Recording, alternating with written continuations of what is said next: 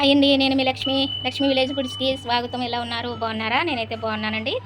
ఈరోజు నేను తాడే రొట్టు వేసుకున్నాను. ఈ తాటి రొట్టు ఎలా వేసుకోవాలో అందరూ కూడా నుప్పుల మీద వేసుకుంటాం కదా, నుప్పుల మీద కాకుండా ఈ రొట్టుని నేను గ్యాస్ పొయ్యి మీద వేసానండి.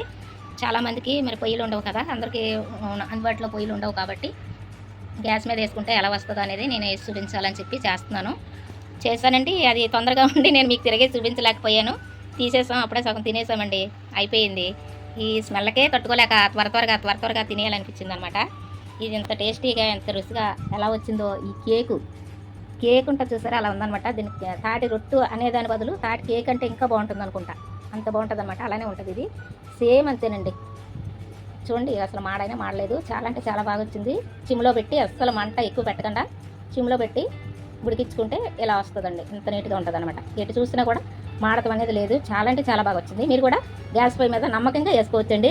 నేను చేసే విధానం అంతా కూడా మీకు చెప్పాను, చూపించాను కూడా, ఎలా చేశానో ఏమేమి వేసానో కూడా. ఇష్టపడి మరీ తింటారండి. ఇది సీజన్లో వచ్చే ఫ్రూట్ కాబట్టి ఎవ్వరు కూడా తాటి గారెలు కానీ, ఇడ్లీ కానీ, తాటి రొట్టు కానీ, తాటి బూరెలు కానీ ఎవ్వరు వదులుకోవద్దు, వేసుకోండి. తాటికాయలు కూడా చెట్టు ఆకులు కొట్టిన కాయ అయితే మరీ రుచి వస్తుందండి. చాలా అంటే చాలా బాగుంటుంది. అది కాయ కొంచెం నలుపుంటే ఇంకా బాగుంటుంది అనమాట. సరేనా? ఎవరైనా సరే తాటికాయ దొరికింది అంటే మాత్రం సీజన్ ఫ్రూట్ కాబట్టి, సాధారణంగా అంతమంది దొరకదు కాబట్టి వేసుకోండి. మరీ చెప్తున్నాను, అంత బాగుంటుంది. సేమ్ కేకే, చూసారు కదా ఇది ఎలా ఉందండి, కేక్ లాగానే ఉందా? అసలు చూడాలనిపిస్తుందండి, అంత బాగుంది. టేస్ట్ కూడా అంత బాగుందనమాట. సరేనా? మిమ్మల్ని నేను ఊరికి చేస్తున్నాను కదా అనుకుంటున్నారు. లేదు, ఇది ఇంత టేస్టీగా ఉన్న ఈ తాటి రొట్టు కాదండి, తాటి కేకు ఎలా చేసుకోవాలో నేను మీకు చూపించేస్తాను. వెళ్ళిపోదాం, వీడియోలోకి వచ్చేసేయండి. తాటి రొట్టె వేసుకుందామండి. తాటి రొట్టెకి ఇగో కాయలు, 2 కాయలు చాలా అంటే చాలా బాగున్నాయి. ఈ కాయలున్నప్పుడు మనం ఇలా కొడదాం. ఇలా వేసి ఇలాగ తీసుకొని కాసేపు ఓ పక్కకు పెట్టుకోవాలి. కొంచెం వాటర్ జిమ్ముకొని ఇలా జిమ్ముకోవాలన్నమాట. ఇలా జిమ్ముకొని ఇలాగా ఒక 2 నిమిషాలు పక్కన పెట్టుకుందాం. పక్కనంటే ఇలా తీసేసుకోవాలి. ఇలాగ తీసేసుకుని పక్కన పెట్టుకుందాం. ఇలా తొక్కలు తీసేసుకోవాలి. మొత్తం అంతా కూడా 2 అట్లు కూడా ఇలా తొక్కలు తీసేసుకోవాలి. ఇక మధ్యలో కొన్ని నీళ్ళు ఇలా జిమ్ముకొని ఇలాగ అనుకోవాలి. ఇలా అనుకుని దీన్ని శుభ్రంగా వచ్చేసుకుని ఇలాగా గిన్నెలు పెట్టుకుందాం.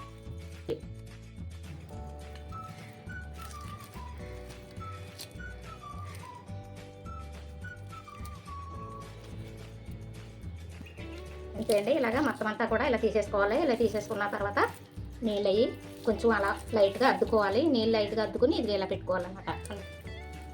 ఒక 5 నిమిషాలు ఆగితే బాగా మగ్గుద్దండి. మగ్గిన తర్వాత మనం పేస్ట్ని తీసుకుందాము. చిన్నప్పుడు అలాగేనండి, అమ్మ వాళ్ళు అలాగే చేసేవారు. వాళ్ళు అలా చేస్తూ ఉంటే ఇగో ఇవి ఉన్నాయి కదండి తొక్కలు, ఈ తొక్కలు పీసులు తీసుకొని తినేస్తూ ఉండేవాళ్ళం అనమాట. కాల్చుకొని తింటారండి తాటికాయ. మీకు ఎంతమంది తెలుసు కాల్చుకొని తింటే బాగుంటుందని?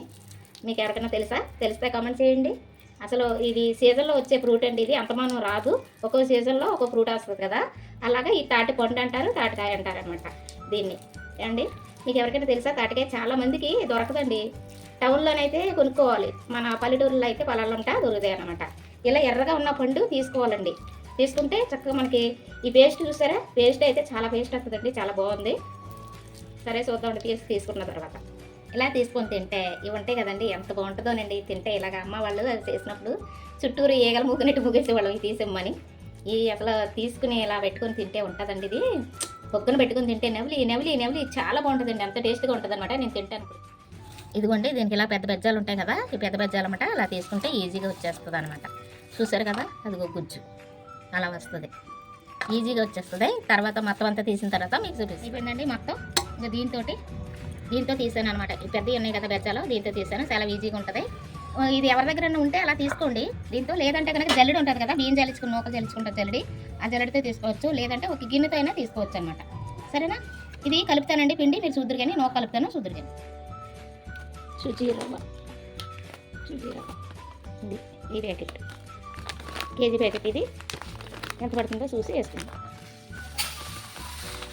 ఇది పెద్ద బరగ్గా ఉండదు, అలానే మెత్తగా ఉండదు, బాగుంటుంది అన్నమాట. చూస్తున్నారా, చాలా అంటే చాలా బాగుంటుంది. అంటే 2 ప్యాకెట్లు కట్ చేసుకున్నాను. అవి ఎంత పడుతుందో చూసి వేసుకోవచ్చు. అలాగే కొద్దిగా యాలకుల పొడి మీకు ఇష్టపడితే వేసుకోండి, లేకపోతే లేదు. పంచదారతో కలిపి ఇలాగ నేను పొడి చేసుకున్నాను అనమాట. అలాగే 1 కప్పు అంటే 1/2 కేజీ తురుముకున్నాను అనమాట బెల్లం. చాలకపోతే చూసి వేసుకోవచ్చు. కొంచెం పంచదార ఈ రెండు కలిపి వేస్తే ఇంకా బాగుంటుంది అన్నమాట. అలానే ఇదిగో పేస్ట్ వేసేసుకుందాం మొత్తం అంతా. చెయ్యి శుభ్రంగా కడుక్కొని శుభ్రంగా కలుపుకోవాలన్నమాట.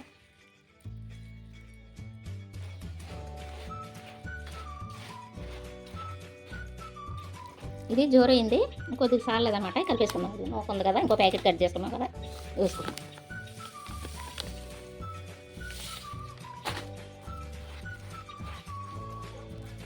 అయిపోయింది. ఇది మొత్తం కలిపేసుకున్నాం అంటే అయిపోయింది. ఇది ఒక్క నిమిషం ఉండి పెట్టుకుందాం పొయ్యి మీద ముగ్గుల్లో. అంతా సరిపోయింది, తీపది సరిపోయింది, గుజ్జు కూడా సరిపోయింది. చాలా అంటే చాలా బాగుందండి.